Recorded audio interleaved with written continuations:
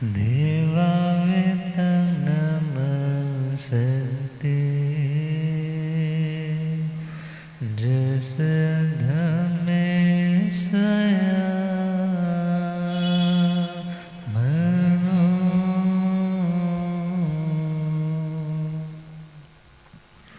श्री महावीर प्रभु को मेरी वंदना। श्री महावीर प्रभु को वंदना वंदना वंदना वंदना वंदना वंदना वंदना। मुझको तारो प्रभु तारे जो चंदना। मुझको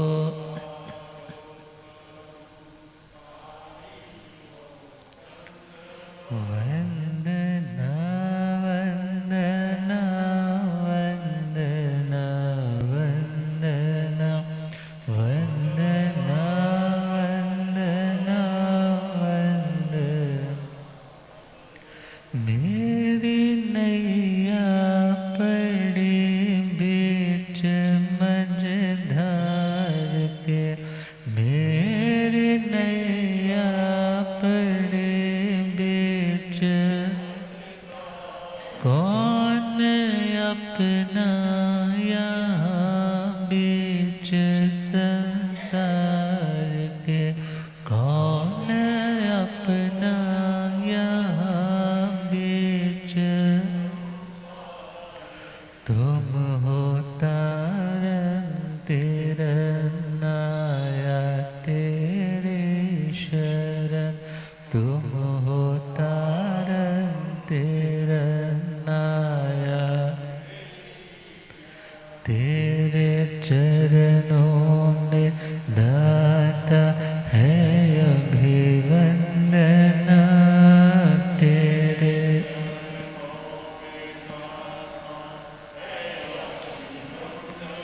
वंदना वंदना वंदना वंदना वंदना वंदना वंदना।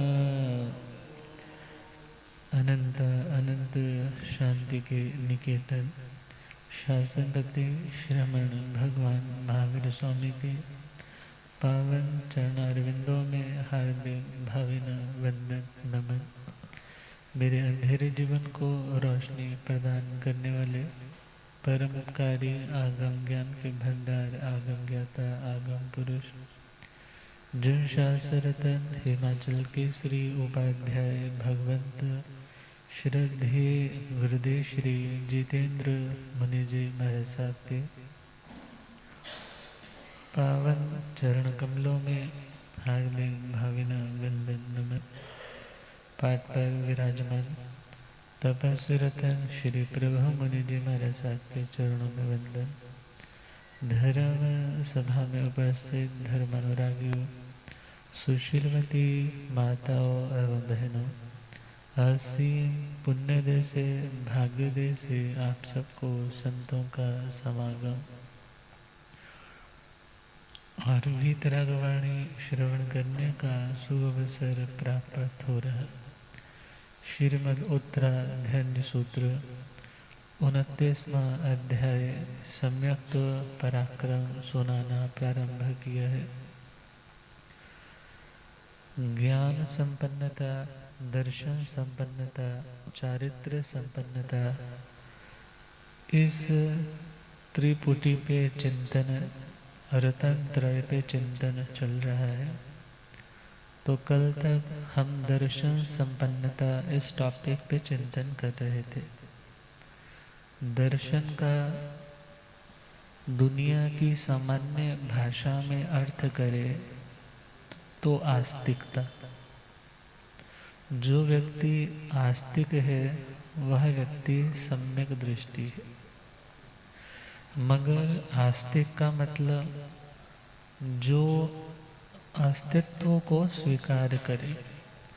वस्तु पदार्थ का, जिस किसी का इस यूनिवर्स में अस्तित्व, सत्ता, एग्जिस्टेंस है, उन पदार्थों को स्वीकार करने वाला आस्तिक कहलाता है। ऐसा करने से ऐसा मिलता है। आम बोने से आम मिलते हैं, बबूल बोने से बबूल मिलता है। तो इन रिएक्शंस को भी जो मान रहा है ऐसा करने से ऐसा होगा। पुण्य करेगा सुख मिलेगा, पाप करेगा दुख मिलेगा, धर्म करेगा तो शांति मिलेगी। इन समस्त बातों को जो उसी रूप में स्वीकार करता है, इनके अस्तित्व को नकारता नहीं, चैलेंज नहीं करता, जो उस अस्तित्व को मानने वो आस्तिक है। वो कैसा है? आस्तिक है। देवी देवता होते हैं, उनके अस्तित्व को भी मानना है। और आगे चले नरक होता है, उसके अस्तित्व को भी मानना है। स्वर्ग होता है, पुण्य भूमि भी होती है, उसे भी मानना है। मनुष्य लोक भी होता है, चक्रवर्ती भी होते हैं, बलदेव भी होते हैं, वासुदेव भी होते हैं, 24 तीर्थंकर भी होते हैं, उत्सर्पणी अवसर्पणी काल भी होता है, उसे भी मानना है। और जो देवलोकों को भी मानता है, सिद्ध शिला को भी मानता है, सिद्ध शिला से ऊपर लोकाग्र में सिद्धों की स्थिति को भी मानता है। इस लोक को भी मानता है और आलोक को भी मानता है कि आकाश ही आकाश है।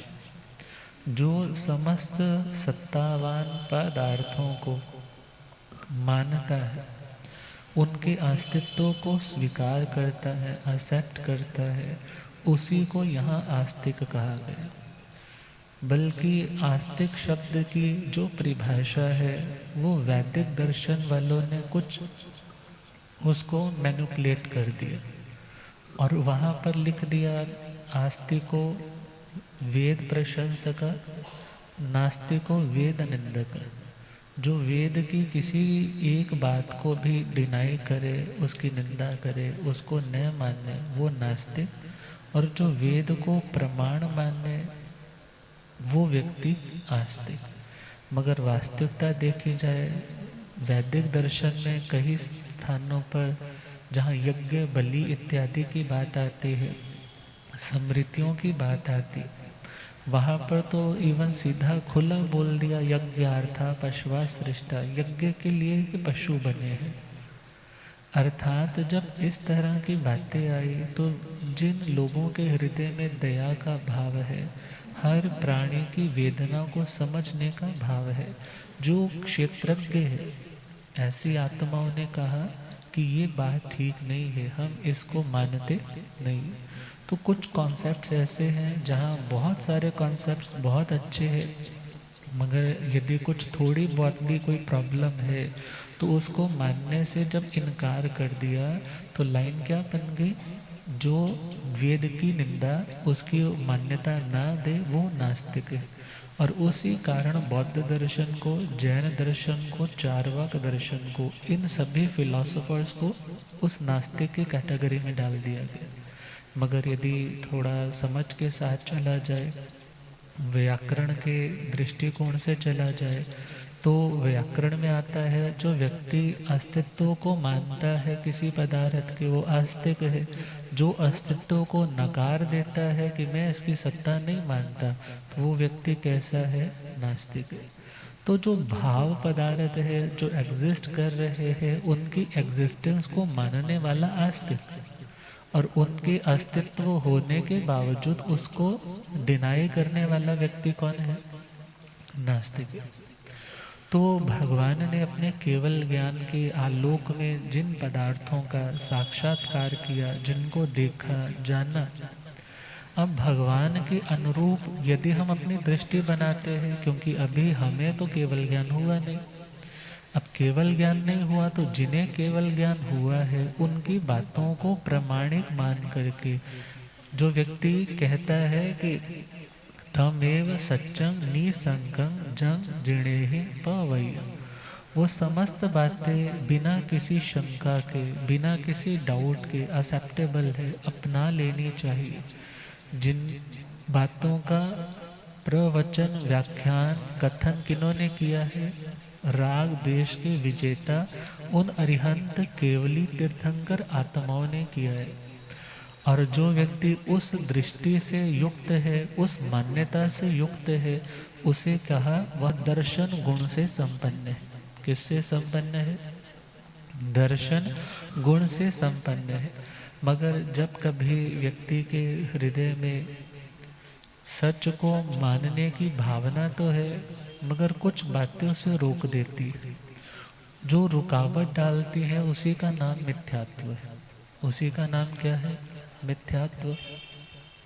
अर्थात बहुत बार व्यक्ति सच को देख कर के भी अनदेखा कर देता है। तो वहाँ पर बताया कि 5 तरह का बड़ा जनरल सा मिथ्यात्व रहता है। आभिग्रही, अनाभिग्रही, और आगे चले तो सांशयिक आता है, अभिनिवेशिक आता है और अनाभोगिक आता है।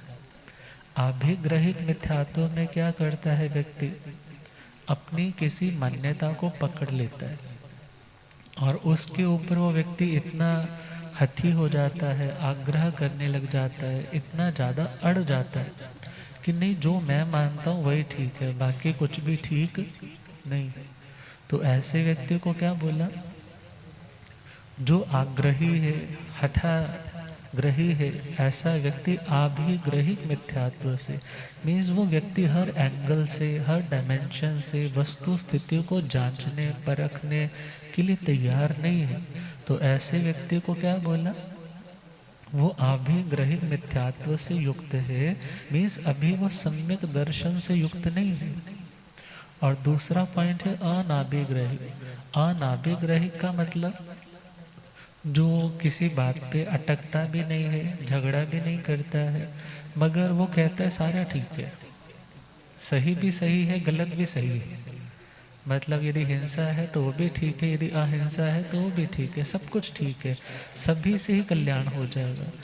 अर्थात ऐसी मान्यता वाला व्यक्ति जो रैशनलाइज नहीं कर रहा, डिस्क्रिमिनेट नहीं कर रहा, सही को सही, गलत को गलत की कैटेगरी में बिना रखे दोनों को ही मान्यता दे रहा है, दोनों ही ठीक है। तो ऐसा व्यक्ति कौन से मिथ्यात्व से ग्रसित है? अनाभिग्रही। तीसरा पॉइंट चले तो वैसे अभिनिवेशिक आता है।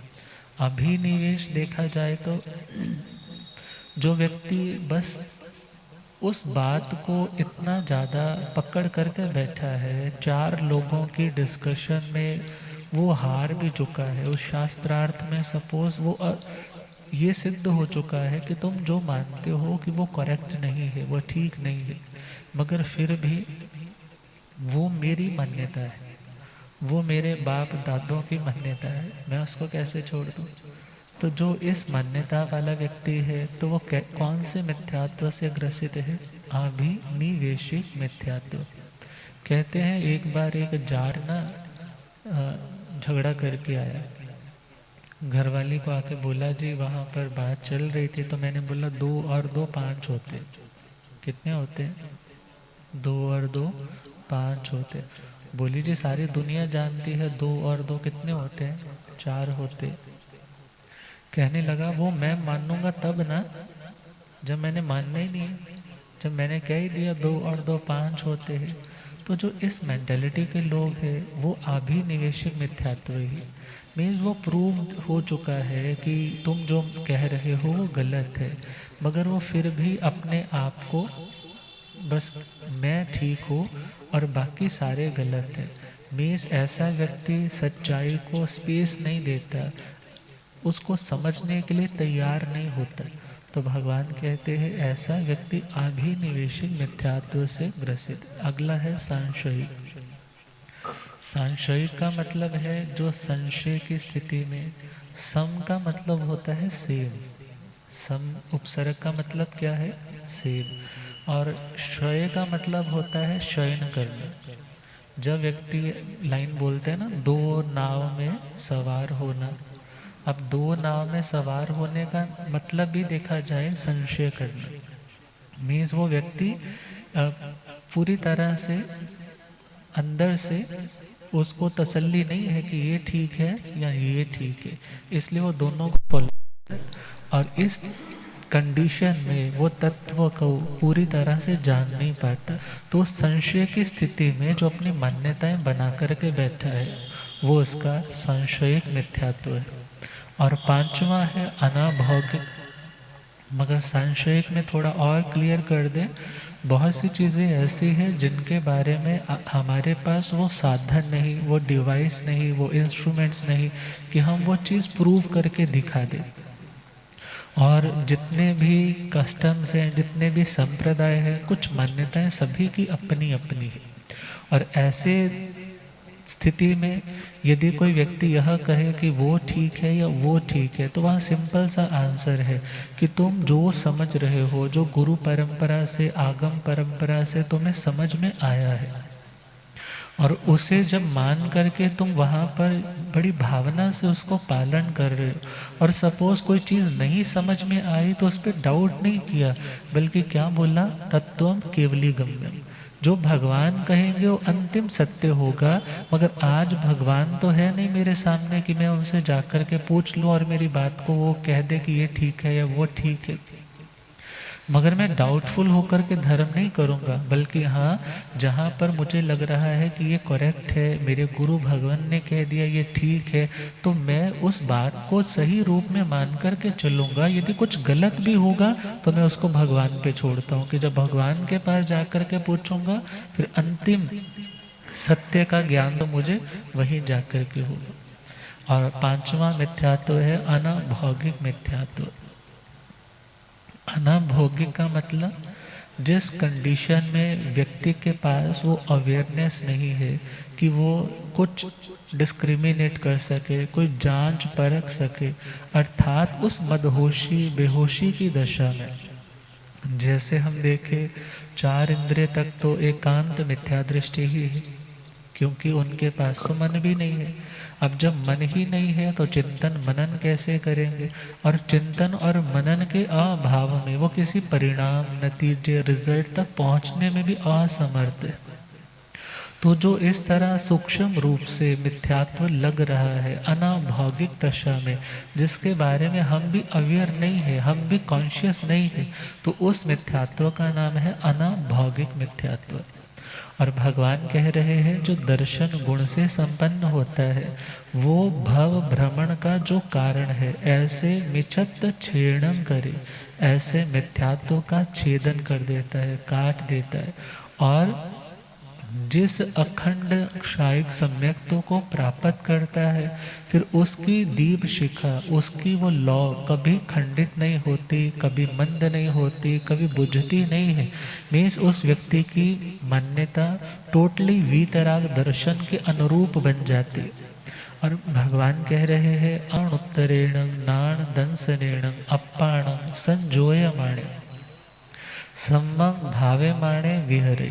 फिर ऐसी आत्मा अणुत्तर, अणुत्तर का मतलब, अणुत्तर का मतलब अनुपम, जिससे उत्तर, जिससे उत्कृष्ट दुनिया में कुछ और नहीं है, ऐसे अणुत्तर ज्ञान और दर्शन से। ज्ञान का मतलब, ज्ञान का मतलब यहाँ सम्यक ज्ञान, और दर्शन का मतलब सम्यक श्रद्धा, सम्यक श्रद्धा। तो वो आत्मा सम्यक ज्ञान से, सम्यक दर्शन से, और वो कैसा है, अणुत्तर।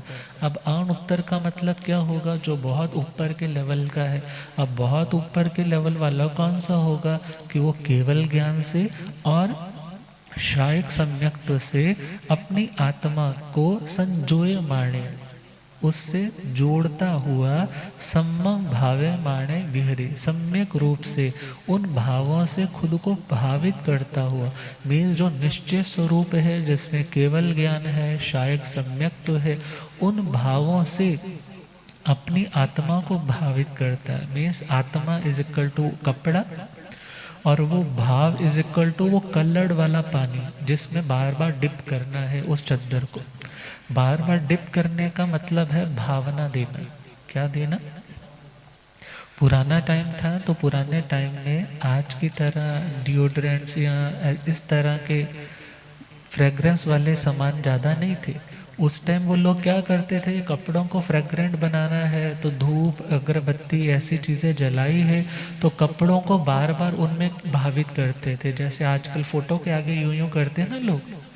तो उसी तरीके से उन कपड़ों को भी बार बार कि वो स्मेल एब्जॉर्ब हो जाए, उसमें वो स्मेल चली जाए। इवन जो औरतें थी अपने बालों को भी फ्रेग्रेंट करने के लिए इस टेक्निक को उपयोग में लाती थी कि उनके बालों से भी खुशबू आए। तो उसका नाम क्या होता था? भावना देना, भावित करना। और इवन मेडिकल आयुर्वेद में जाएं तो किसी चीज़ को बार बार घोटा जाता है तो उसको भी क्या बोला जाता है? इतनी बार भावना दी है। इसी प्रकार देखे फिर वो आत्मा उस केवल ज्ञान और उस अनंत क्षायिक सम्यक्तों के भावों का सामने क्या रखेगा? वो पात्र, वो उस भावना में बार बार खुद को डिप करेगा कि मेरा स्वरूप केवल ज्ञान वाला, मेरा स्वरूप क्षायिक सम्यक्तों वाला। और इन भावों से बढ़ता बढ़ता एक दिन वह आत्मा अनंत ज्ञान और क्षायिक सम्यक्तों का भी अधिकारी बन जाता है। तो ये कंप्लीट हुआ दर्शन संपन्नता। अब अगला पॉइंट है चारित्र संपन्नता। 61 61वां 73 बोलों में 61वां पॉइंट है चारित्र संपन्नता। चारित्र का मतलब सिंपल दुनिया में तो बोला जाता है कैरेक्टर, कि इस व्यक्ति का चारित्र बहुत अच्छा है। किसी के बोल व्यवहार से उसका चारित्र पता चलता है, किसी व्यक्ति के चलने उठने बैठने से पता चलता है इसका कैरेक्टर कैसा है, और किसी का जब मिलते बरतते हैं तब पता चलता है व्यक्ति वास्तव में कैसा है। मगर यहाँ पर चारित्र का मतलब और उसका प्रयोजन, चारित्र अर्थात वो साधना की पद्धति जिसके माध्यम से आत्मा उन कर्मों के चय को, चय का मतलब भंडार, जो हमने कलेक्ट कर रखा है, जो हमने इकट्ठा संग्रह कर रखा है, उस कर्म के भंडार को रिक्त, रिक्त का मतलब है रिक्त करते चले जाना, खाली करते चले जाना। पुराना टाइम होता था तो आज की तरह वो राजधानी ब्रांड या कितने सारे ब्रांड वाले आटे घरों में ऐसे नहीं आते थे। पहले तो क्या करते थे, वो कनक लेकर के आए हैं, उसको धोएंगे, फिर ड्रमों में सुखा कर के उसको डालेंगे, दवाई साथ में डालेंगे, और जब जब पिसाना है तो बार बार उसको निकाल लेंगे, उसको छाटेंगे, छाट करके फिर चक्की पे पिसाने के लिए उन दानों को लेकर जाएंगे। अब विचार करना है, रेगुलर वहाँ से दाने निकल रहे हैं, नया उसमें डाला नहीं जा रहा कुछ भी, तो एक दिन क्या होगा, वो ड्रम खाली हो जाएगा। ऐसे ही आत्मा के असंख्यात प्रदेश है, एक दूसरे से सटे हुए हैं, कोई भी एक दूसरे से बिल्कुल विच्छिन्न अलग नहीं है। और उन आत्मा के असंख्यात प्रदेश जो इज इक्वल टू लोकाकाश के प्रदेशों के ही समान है। तो उन आत्मा के प्रदेशों के एक एक प्रदेश के ऊपर देखे अनंत अनंत कर्मों के क्या है, भंडार लगे हुए, ढेरियां लगी हुई। अब उनको क्या करना है, खाली करना। और जैसे जैसे वो खाली होता जाएगा तो समय आएगा कि आत्मा के प्रदेश जिनका स्वभाव शुद्ध निर्मल और कर्मों से मुक्त है, उस दशा तक भी वो आत्मा पहुंच जाएगी। मीन्स टोटल रिलैक्स, किसी कर्म का कोई बोझ नहीं, किसी कर्म का कोई स्टोरेज नहीं, सारे कर्म जब निकल गए उस दशा का नाम होगा निर्वाण की दशा। तो हम खैर बात करें चारित्र संपन्न यायण भंते जीवे किम जने। हे भगवान, यदि कोई आत्मा, प्रश्न पूछा कि हे प्रभु, यदि कोई आत्मा चारित्र गुण से खुद को संपन्न करता है, संपन्न का मतलब किसी क्वालिटी में ग्रोथ करना, किसी क्वालिटी में एनहेंसमेंट करना।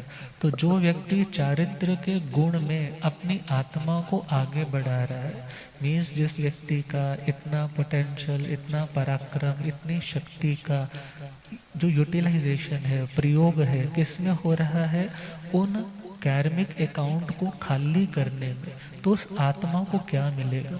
तो भगवान कहते हैं चरित्र संपन्नयायण से लेसी भावम जड़िए। जिस व्यक्ति का चारित्र बढ़ता जाएगा, कभी सामायिक चारित्र है आज के टाइम में, फिर उसके बाद छेदोपस्थापनीय चारित्र है, परिहार विशुद्धि आज नहीं है, और आगे चले तो यदि हम सूक्ष्म संपराय की बोले तो वहां तक भी नहीं पहुंच सकते। मगर लक्ष्य क्या है? यदि इसी प्रोसेस से आगे बढ़ते चले गए तो वो आत्मा एक दिन उस यथाख्यात चारित्र तक भी पहुंच जाएगा। और यथाख्यात चारित्र देखा जाए कहाँ से स्टार्ट होगा? वो तो 11वें गुणस्थान से ही स्टार्ट हो जाएगा। 11वें में उपशम दशा है, मगर 12वें में क्षीण दशा है। मीन्स उस स्थान पे तो उन कषायों को दबाया गया है, मगर 12वें में क्या किया गया है? क्षीण कर दिया गया, खत्म कर दिया गया। और आगे चले तो 13वां और 14वां गुण स्थान, उसमें तो वो शपक वाला क्षय वाला ही क्या है? यथाख्यात चारित्र। अर्थात तो यथाख्यात का एक और मीनिंग देखे तो वो जैसा, यथा का मतलब है जैसा, ख्यात का मतलब है कथन करना। ख्यात का मतलब, जैसे आप सुनते हैं ना वर्ड व्याख्यान, व्याख्यान का मतलब विशेष आख्यान। विशेष रूप से आ का मतलब है होलसम, अच्छे से। ख्यान का मतलब कथन किया जाता है, आगम की बात को समझाने के लिए उसको अलग अलग डायमेंशन से, एंगल से समझाया जाता है, खोल खोल करके बताया जाता है, कहा जाता है। उसका नाम क्या रहता है? क्या रहता है? व्याख्यान। और हम यहाँ पर देखें यथा ख्यात, यथा का मतलब जैसा, ख्यात का मतलब कहते हैं। मीन्स जैसा कहते हैं, जैसा दूसरों को बताते हैं, वैसा वो खुद फॉलो करते हैं। जैसा वो दूसरों को बताते हैं वैसा वो स्वयं फॉलो करते। ठाणक जी सूत्र में एक बहुत सुंदर सा कॉन्सेप्ट आता है, जिसमें छद्मस्त को और केवल ज्ञानी को कैसे पहचाना जाए। किसको?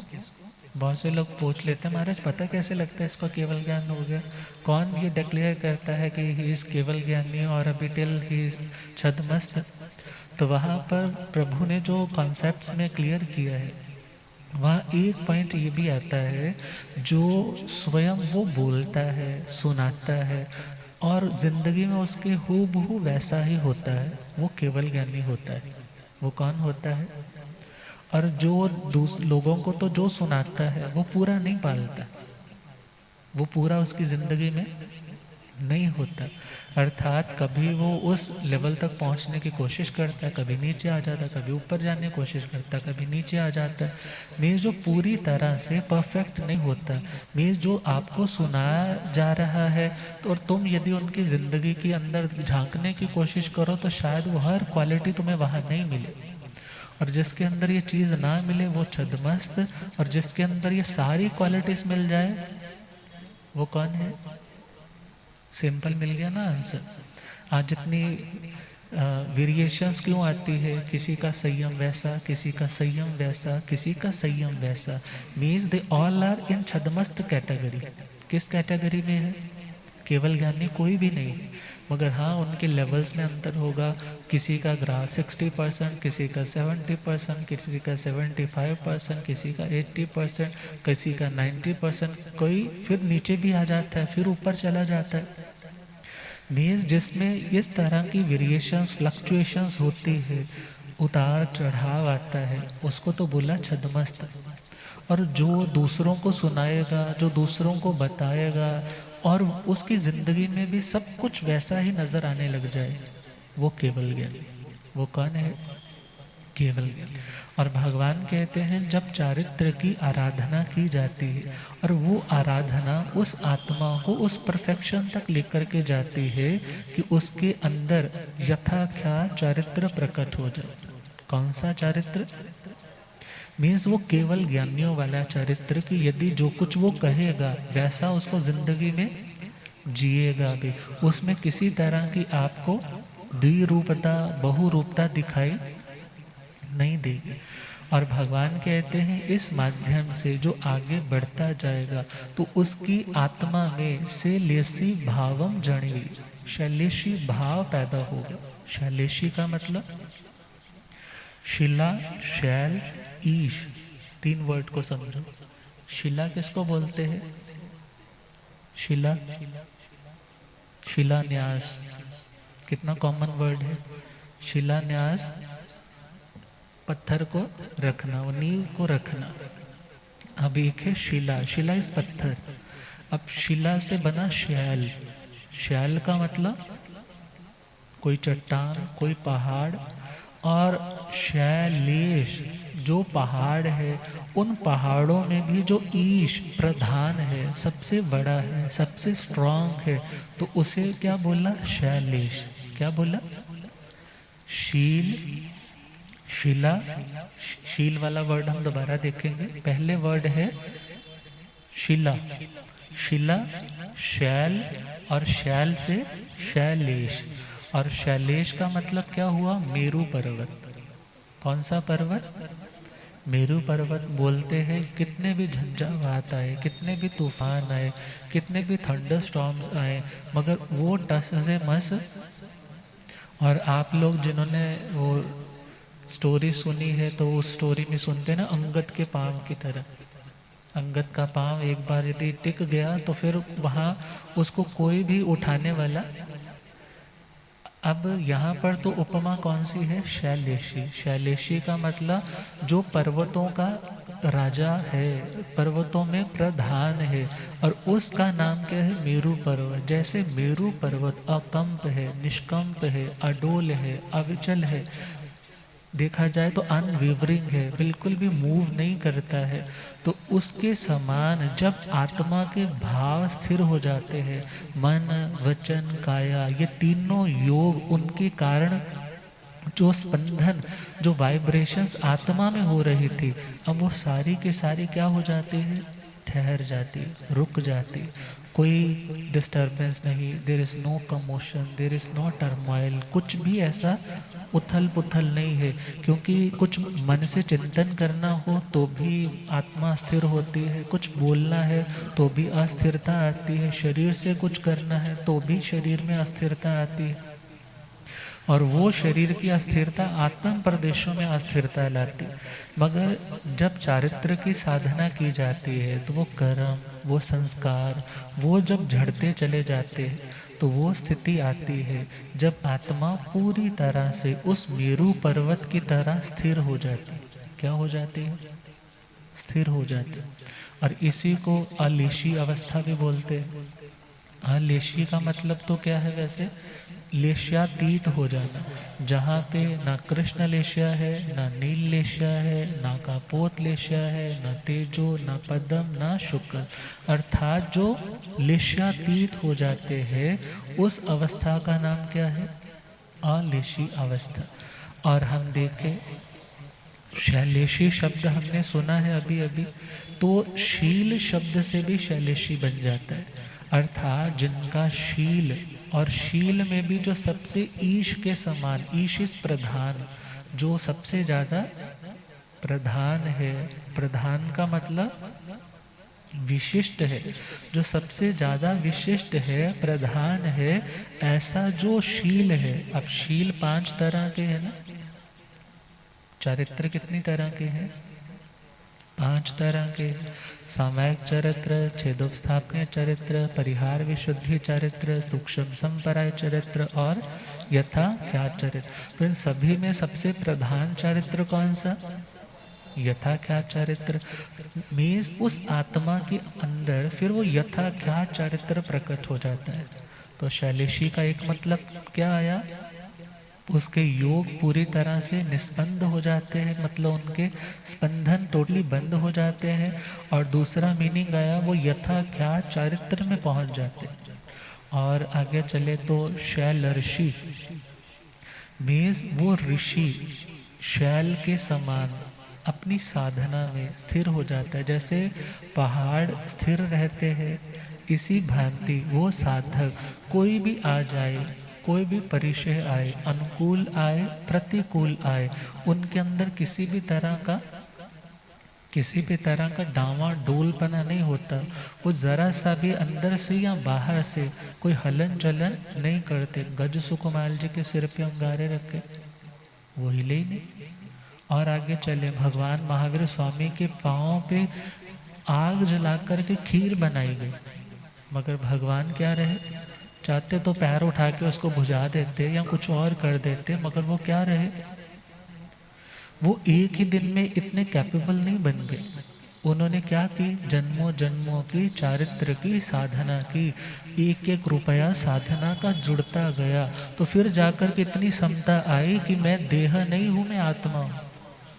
ये जस्ट बोलना या जस्ट मानना, ये तो सम्यक ज्ञान सम्यक दर्शन में आएगा, मगर सम्यक चारित्र जब प्रैक्टिकली तुम उसको जीने लग जाओगे कि देह पर कोई कष्ट भी आए फिर भी तुम्हारा आत्म भाव जरा भी डावाडोल ना हो, तो भगवान कह रहे हैं ऐसी वो आत्मा जो चारित्र से संपन्न है, एक समय आता है जब वो यथा क्या चारित्र में और यथा क्या चारित्र से भी एक दिन अयोगी अवस्था, शैलेशी अवस्था, जिसका वक्त 5 ह्रस्व अक्षर उच्चारण जितना, इंग्लिश में कहें तो वो 5 वॉवल्स को उच्चारण करने में जितना टाइम लगता है, तेजी से नहीं करना, धीरे से नहीं करना, जो एक नॉर्मल स्पीड है, उतने वक्त तक तो उस गुणस्थान में 14वें गुणस्थान में आत्मा स्थिर रही, तो उसका नाम भी शैलेशी अवस्था।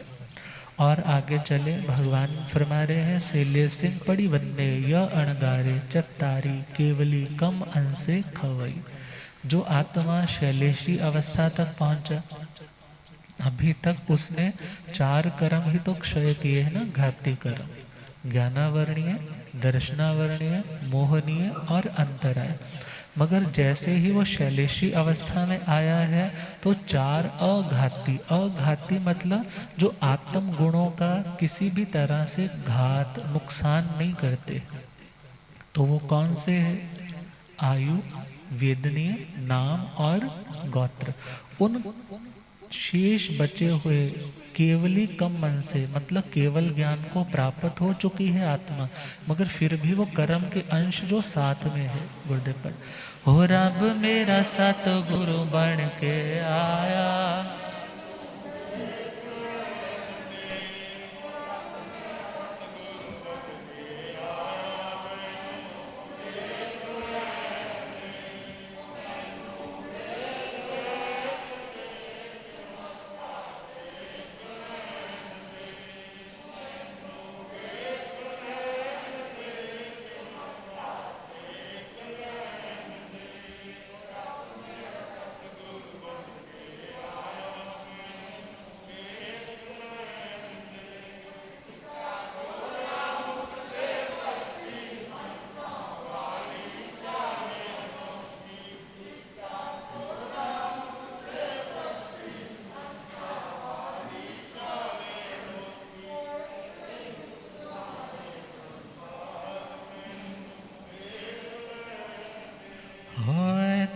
झुकदा है संसार मैनो, हो रब मेरा सतगुरु बन के आया मैनो।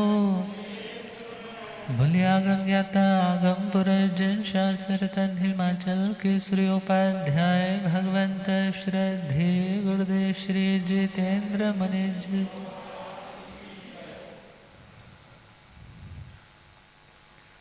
भगवान फरमा रहे हैं जो आत्मा उस शैलेशी अवस्था तक पहुंचता है तो फिर उस अवस्था में पहुंचा हुआ वो अणगार, अणगार का मतलब, अणगार का मतलब जिसका कोई अपना आगार, अपना रहने का परमानेंट कोई स्थान नहीं है, मीन्स जो टोटली निष्परिग्रही है, अनासक्त है, ऐसा वो अनासक्त जो मुनि है वो चत्तारी केवली कम मन से। चत्तारी का मतलब 4, सुनते हैं ना, चत्तारी चत्तारी शरणम प्रवज्जा में चत्तारी मतलब 4। केवली कम मन से मीन्स जो कर्मों के वो अंश मतलब 8 कर्म थे, 8 कर्मों में से 4 चले गए, मगर अभी भी कुछ अंश है। अब वो अंश जो केवल ज्ञानियों के साथ भी जुड़े हुए, तो वो अंश भी उस सिचुएशन में जाकर के आत्मा फिर खवई, खवई का मतलब है क्षपयति, उनको क्षीण कर देता है, नष्ट कर देता है, उन अंशों को, उन मलिनताओं को भी दूर कर देता है। तो पच्छा सिद्धई बुद्धई मुच्चई परिनिब्बाई सब दुखान मंतं करी।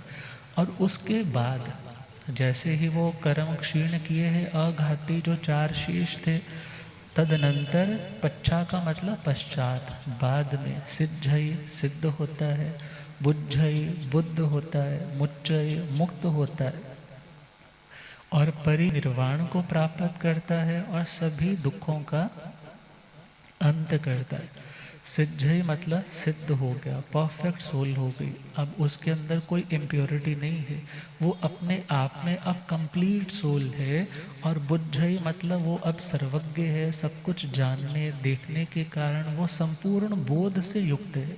मुच्चई मतलब हर तरह के कर्म के संस्कार, कर्म की वासना, कार्मिक अकाउंट से टोटली वो, अभी तक तो वो अनशैकल था उन कार्मिक जंजीरों में, मगर अब क्या हो चुका है, टोटली उनसे लिबरल हो चुका है, उनसे मुक्त हो चुका है। उस दशा का नाम क्या है, मुक्त, मुच्चई और परिनिब्बाई। चारों और जो कर्मों की, कषायों की आग लगी हुई थी, अब वो पूरी तरह से क्या हो चुकी है, बुझ चुकी है। तो उस परम शांति की अवस्था जहाँ सब दुखान मंतं करे, सभी दुखों का वो आत्मा अंत कर देती है। क्यों? क्योंकि कर्म नहीं तो शरीर नहीं, काया नहीं तो कोई रोग नहीं, रोग नहीं कोई शोक नहीं, ना कोई मानसिक ना कोई शारीरिक। उस परम पावन आत्म स्वरूप में वो आत्मा निवास करती, जो चारित्र से संपन्न हो जाती। तो प्रेम से गुनगुनाएंगे। कर्मों का भंडार जो खाली करते हैं, सच्चे वो अणगार मोक्ष पद वरते हैं। कर्मों का भंडार जो खाली करते हैं, सच्चे वो अणगार मोक्ष पद वर। स्थिरता धीरे धीरे बढ़ती जाती है, परिश्रमों से आत्मा ना घबराती है।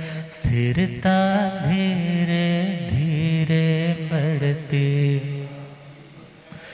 परिश्रमों से आत्मा ना घबराती। धर्म के खातिर जो जीते व मरते हैं, सच वो अणगार मोक्ष पद वरते हैं। धर्म के खातिर जो जीते व मरते, सच वो अणगार मोक्ष पद। एक दिन अविचल मेरो समत्रियोग बने, लेशातीत अवस्था के फिर योग बने। एक दिन अविचल मेरो समत्रियोग बने, लेशातीत अवस्था के फिर योग। 4 बच्चे आघाती कर्म भी झरते हैं, सच वो अणगार मोक्ष पद वरते। सिद्ध बुद्ध और मुक्त वो साधक होते हैं, समिति गुप्ती महाव्रत पालक होते हैं। सिद्ध बुद्ध और मुक्त व साधक जो समिति गुप्ती महाव्रत पालक होते हैं, मिलता है प्रभास सभी दुख हरते हैं। सच वो अणगार मोक्ष मोक्ष पद वर। कर्मों का भंडार जो खाली करते हैं, सच्चे वो अणगार मोक्ष पद वरते हैं। सच्चे वो अणगार मोक्ष पद वरते। तो अब कल से 5 इंद्रियों का विषय आएगा जो बहुत ही प्रैक्टिकल है। श्रोत्र इंद्रिय, चक्षुरेंद्रिय, घ्राण, रसना, स्पर्श इंद्रिय कैसे कंट्रोल करना है, कैसे कर्म का बंध होता है, कैसे अनुकूल प्रतिकूलता में आत्मा घिर करके नया कर्म बांधता है। तो उन सब पे चिंतन मनन करेंगे। अब गुरुदेव कृपा फरमाएंगे।